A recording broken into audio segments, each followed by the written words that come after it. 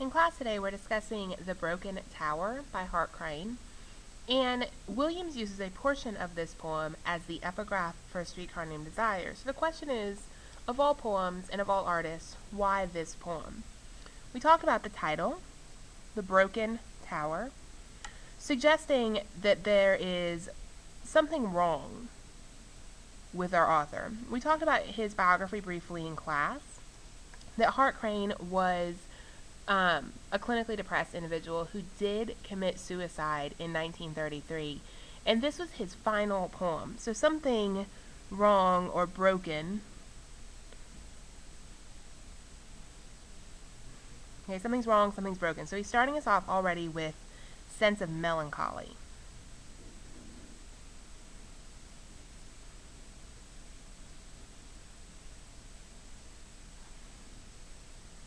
Okay, starting us off with a sense of melancholy. A tower should be strong, should be powerful. This tower, however, is not. There is already the sense of despair. So he says, the bell rope that gathers God at dawn dispatches me as though I dropped down the knell of a spent day to wander the cathedral lawn, from pit to crucifix, feet chill on the steps from hell. We're at a church setting.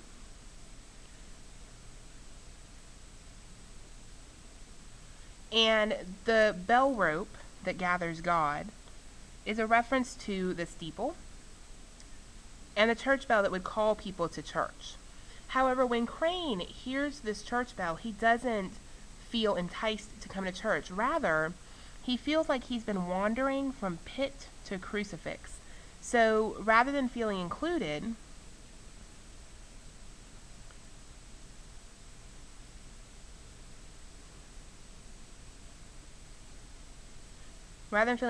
or loved, he feels lost. Even saying that he feels like he is from hell. This idea that he is broken. He's a broken man. Okay? And he says, have you not heard? Have you not seen the core of shadows in the tower whose shoulders sway? Antiphonal carillons launched before the stars are caught and hived in the sun's rays.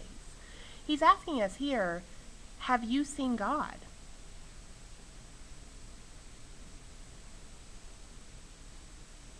Have you seen God?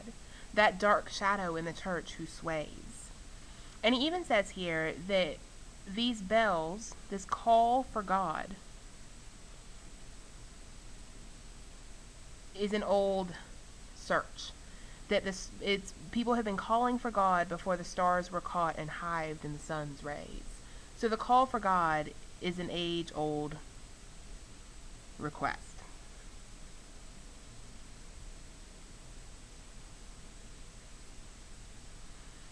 And I hope you're understanding here that he is asking us, have you seen God? Because Crane himself has not.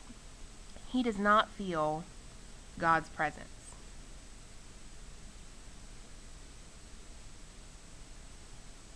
He's really lost and insecure.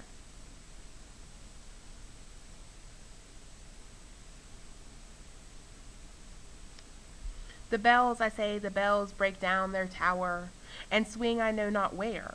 This is an allusion, these two comments about the bells, it's an allusion to Poe's poem, The Bells,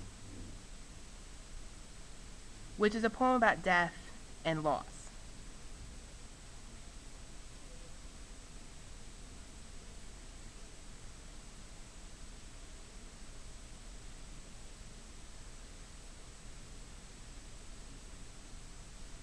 And he says that the tongues of the bells engrave membrane through marrow.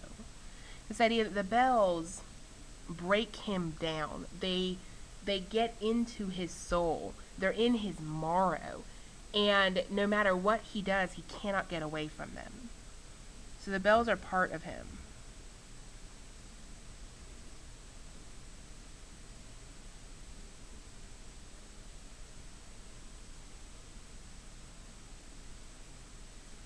He cannot escape them. And to me, this is a really rather frightening idea, that something that's so scary and sad and heartbreaking, and this feeling that you're stuck in hell. He can't escape it. He can't get away from it. No matter what he does, he feels this loss. And if we look at some of the words in the next stanza, words like heaping, banked, slain, leaping, echoing, then not only are the sounds part of him, but they're growing. The pain, the bells, are growing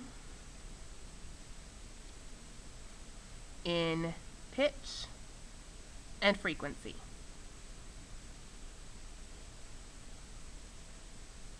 And at this point, you kind of have to address what the bells must represent. This poem is all about metaphor. And so, if we know that Hart was suicidal, we know this is his final poem. If he cannot escape the bells in this poem, what do they represent? And in my opinion, the bells are a metaphor for death and sadness.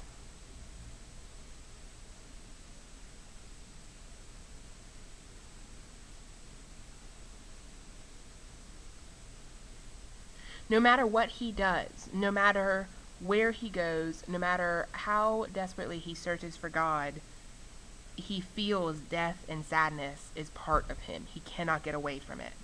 And so then we get to the stanza that Williams used as the epigraph. And an epigraph is an introduction to a piece of literature, kind of like a preface. And he says, "And so it was I entered the broken world, to trace the visionary company of love, its voice an instant in the wind, I know not whither hurled, but not for long to hold each desperate choice."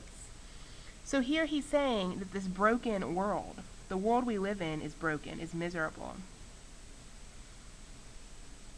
For him, at least.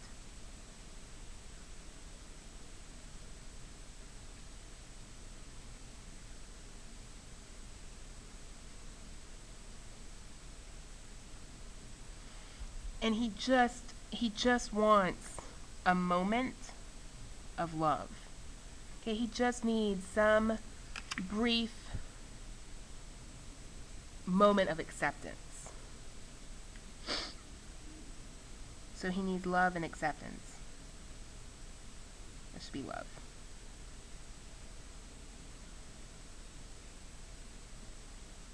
However brief. He says whether it's an instant in the wind, not something to hold on too long, so however brief. But he also says this is a desperate choice, that he's not in a good place. He's not in a good headspace.